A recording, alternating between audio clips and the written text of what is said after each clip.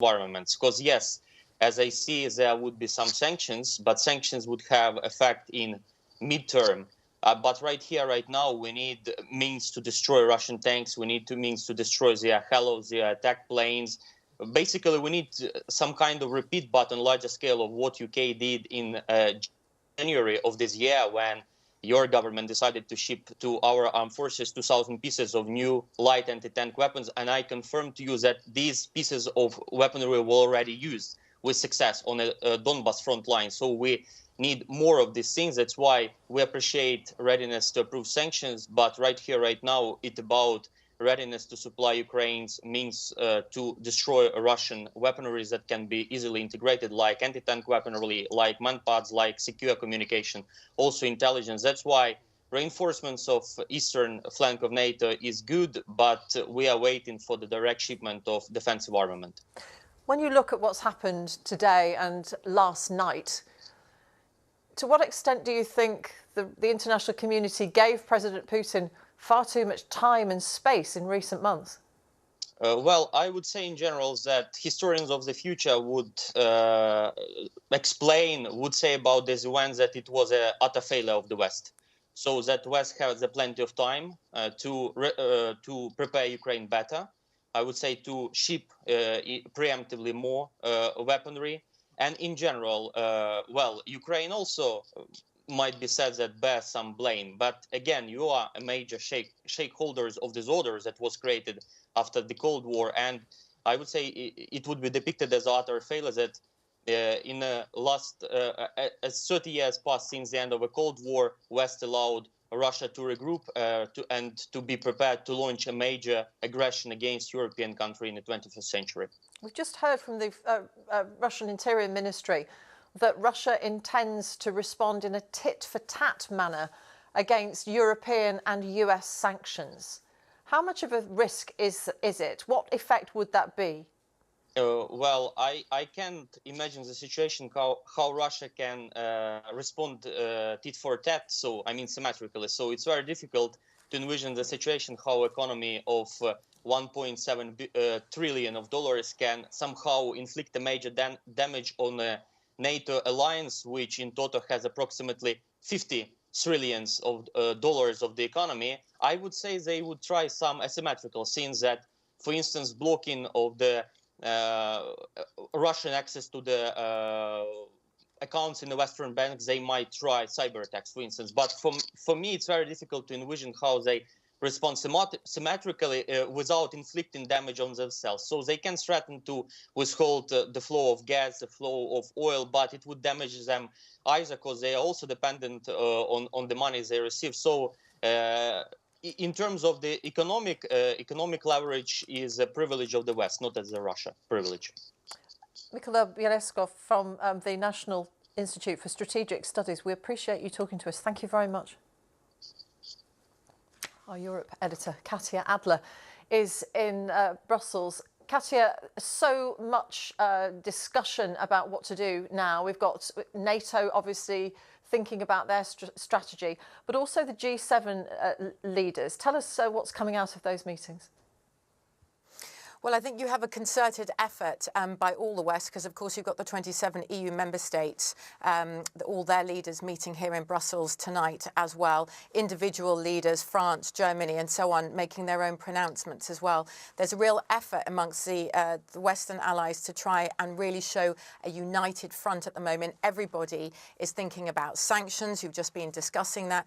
The EU is talking about a big bang packet of sanctions, its second packet. It just approved the first one yesterday, and these, the EU said, will go into action as of tomorrow. There is a real concern amongst leaders. We heard from Emmanuel Macron of France. He thinks this is a turning point in European history, he said, and the current situation for Russia, Ukraine, the impact of this will touch all of our lives, he said, in France and beyond. I think for the European Union, they're looking at sending a warning to Russia and getting these new sanctions out as quickly as possible, and B, showing solidarity with Ukraine, promising support. But then also internally inside Europe, this is something that NATO and the EU are very aware of. EU member states, Lithuania, Latvia, Estonia, the Baltic states, they border with Russia.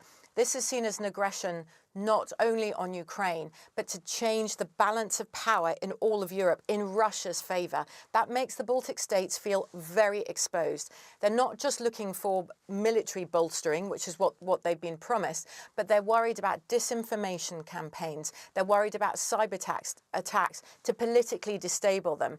From Lithuania, they said that disinformation campaigns were already starting. And then again, if you look at EU member states, Hungary, Romania, Poland, they border Ukraine. So they are bracing themselves for a massive influx of refugees potentially to come from Ukraine as people try to flee their homes and flee the fightings. And as for sanctions themselves, can they have an effect on Vladimir Putin? I think, even as we often talk about bickering member states, some want tougher sanctions quicker than others. They're all worried about their own economies and the effect it might have on their own politics. But minds are absolutely concentrated today. I don't think there's been a peep about this second packet of sanctions, which the EU promises will deal a real blow economically, politically to Russia. And there's even talk about targeting the energy sector. Think about those spiralling energy prices across Europe already. So everybody is braced for the impact there. So concentration on Ukraine, Russia, but also the domestic situation here in Europe as well. For the moment, Katya, thank you very much. Katya Adler, our Europe editor. Our correspondent Barbara Plett-Usher is in Washington and joins us now. Feverish discussions around the world to try to decide what to do next, Barbara. What's the latest that the White House are telling you? Well, we understand that President Biden held a meeting in the Situation Room with his National Security Council this morning, and he is participating in that virtual call with G7 leaders about now, or at least that is the schedule for his call with those leaders. We're waiting to get a readout from what they decide, but I think we can expect that they will be making sure that they're on the same page about this package of sanctions that they have agreed together in a coordinated way to roll out in response to various steps that Russia takes. And we saw that earlier this week, and we're expecting the second tranche, if you want to say it that way, of the sanctions to be announced in Europe, as Katya was saying, but also here in the United States. So Mr. Biden has said that he will be addressing the nation later today to talk about what tougher measures he will take. And these are largely financial in terms of targeting more banks, we understand, and possibly also blocking Russian access to crucial American technology that it needs for its economy, and measures of that nature. And is there any sense that they should have acted sooner? Is anyone admitting to that? Not the administration, no. There has been pressure in Congress, especially from Republicans, to have issued preemptive sanctions. But the administration has always argued that the threat of sanctions is a deterrent, and if you issue them before anything happens, then the deterrence is gone. So it's a debate here in Washington, but the administration has stuck to its line that it wanted to hold these sanctions as a threat to try to prevent this from happening. And I think also that will have been part of the calculation in terms of getting agreement with European countries. The U.S. officials have worked very hard to try to get this package of sanctions that everyone agrees on and then they can be coordinated about. And I think a preemptive element of it would have been more difficult to win approval for. Barbara, for the moment, thank you very much. Barbara Plett-Usher in Washington. We're joined now by John Healey, who is the Shadow Defence Secretary and Labour MP, joins us now from Westminster.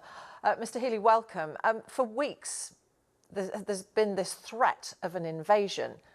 To what extent has it taken politicians in Westminster and in your party by surprise, though? It hasn't taken us by surprise. We've watched with horror as Putin has built up unprecedented level of forces to try and intimidate and now invade Ukraine. We've known of the threat and we've been making preparations, but we need to move further now to put in place really tough sanctions as part of the penalty for this invasion. We need to step up the UK support to help Ukraine defend itself and to support the brave resistance of these Ukrainians. And the UK's got to play a leading role and do more to try and reinforce the defences of NATO allies along that eastern flank with Russia, because no one believes that Russia will stop at Ukraine, and everything that we heard from Putin overnight suggests that this is a new confrontation that he's drawing with the West. You say he won't stop at Ukraine. How far do you think his ambitions extend? Well, he's trying to, first of all, divide and weaken the West. Secondly, he's trying to turn the clock back and re-establish Russian control over neighbouring countries. And this is a sovereign country that has been invaded today. And Britain has had a long, proud history of standing up to dictators like this. And we believe in democracy and in freedom, in the rule of law, the very values that the Ukrainians are fighting to protect for themselves. And an attack on Ukraine is an attack on democracy. It is the gravest threat to wider European security that we've seen since the Second World War. How hopeful are you that there can be some sort of containment, though, of Russia and its forces? Because it feels that the international community, to some extent, is looking on somewhat helplessly. One of the results of the long-run Putin aggression and the build-up on the Ukrainian border is that it's made NATO allies more unified, more determined, and now NATO must stand firm, must stay unified. It must reinforce the defences of its ally nations. The UK has a leading part to play in that, and I expect to hear more from the Prime Minister this afternoon in the House of Commons about how we will play that role. And when I was in Ukraine last month, they said, look, our best defence in Ukraine is Western unity. And so in the UK, we must do what we can to make sure our sanctions measure up to those in the European Union and the US, that we help that strong response that must come from NATO, and that we make sure that we stand with Ukraine where we can to support them as they resist this Russian invasion. There is a Ukrainian diaspora here in the UK who will be angry and tremendously worried about their families back home. Other nations across Europe already talking about the kind of humanitarian help that they could offer, taking in refugees. What position should Britain be taking? The Ukrainians with family or friends in Ukraine that are here in Britain will be, I suspect, shocked and extremely worried. I'm glad our embassy staff are still in Ukraine, although not in Kiev anymore. It's important that the government's able to spell out this afternoon the steps it'll take to safeguard UK citizens and help deal with the concerns that family back home in Britain may have. And it's a very grave situation that the Ukrainians face today. This is President Putin breaching all the norms of international law, all the guarantees that he and Russia have given to respect the sovereignty and territorial integrity of Ukraine. And this is a deeply hostile, anti-Western stance that President Putin is taking now, and it redraws the lines of confrontation, I'm afraid, in a way that we have not seen since the end of the Cold War, when since then we've got used to a settled peace and security in Europe, and we've taken that for granted, and today tells us we can no longer do so. John Healey, Labour Party MP and Shadow Defence Secretary, thank you very much for talking to us. A couple more lines of breaking news regarding reaction to Russia's invasion of Ukraine. First of all, the EU has summoned Russia's ambassador to the EU over the invasion of Ukraine. We understand from our Europe correspondent Katia Adler, she was saying a few moments ago, that the 27 members of the European Union are meeting tonight to discuss the situation, so Russia's ambassador being summoned. Also, the football organisation in Europe, UEFA, strongly condemns the Russian military invasion of Ukraine. Sport, obviously, getting involved in politics again, as it often has to when games are meant to be staged in a part of the world that's suddenly deemed not suitable. So UEFA saying strongly condemning the invasion. Well, our security correspondent Frank Gardner is here. Lots to get our heads round, Frank, this pre-dawn invasion by Russia after weeks of President Putin saying that that was not his intention. So talk us through the sort of the main elements that are standing out for you. Sure. Well, the big question, I think, is how far does this invasion go? And what are President Putin's intentions? Does he intend to occupy the country permanently, which he says he doesn't, but then he said he wasn't going to invade, and he did. So I don't think that guarantee is worth anything. The question that a lot of people are asking, let's cut straight to the chase here, is this the prelude, as many people in Ukraine are saying, to World War III? And at the moment, I don't think it is, and I hope it stays that way, because as long as President Putin does not send his forces across NATO's borders, then we don't have a NATO-Russia conflict. So Ukraine, although it's an ally of the West and it's a partner country to NATO, it's not a NATO member. Under NATO's constitution, there's something called Article 5, which means that if one country is attacked, they're all attacked. They've got to come to the defence. So what NATO is doing is two things. It's, of course, calling on Putin, along with everybody else, to withdraw, which he's not going to. At the same time, they are bolstering the defences along their eastern flank. So they're sending extra forces and hardware to the so-called frontline states, Lithuania, Latvia, Estonia, and Poland, and to a lesser extent, Romania and Bulgaria, because we simply don't know what is in President Putin's mind. This invasion was carefully planned. The build-up of those forces began weeks ago. So it's perfectly possible that during all those days of shuttle diplomacy, when those leaders were coming backwards and forwards to Moscow and talking about the window of diplomacy, that the ground invasion plans had already been laid. This isn't something when by the time the infantry sweeps through, there's already been an absolute barrage of missiles, drones, and artillery shells that have preceded it. And that's their way of doing business. Frank. Militarily. For the moment, thank you very much. Well, joining us now is Mirena Dubinia, who is studying at UCL in London, and she's been talking to her family in Ukraine. Mirena, thank you very much for joining us. What have your family been telling you? Yeah, no worries. I'm glad to be here. My family is safe for the moment, although that can change any minute. Most of my family is in Kiev, but I also have relatives in the Odessa and in the Mykolaiv region, namely Voznesensk and Charkiv. And from what I get from my mother, who is in contact with all of them, because some of them are quite elderly people that are hard to reach. Everybody's been safe so far, although my father has had to go into his basement earlier today because there was a missile strike near Kiev, about 6 kilometers from where he lives.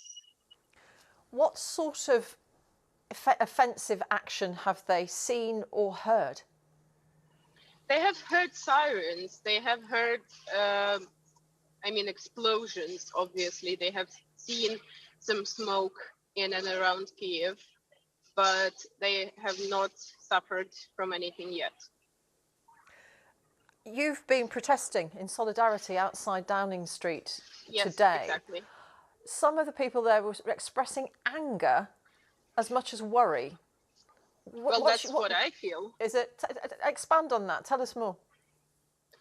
I'm angry at the Russians, who are just willless little slugs who never protest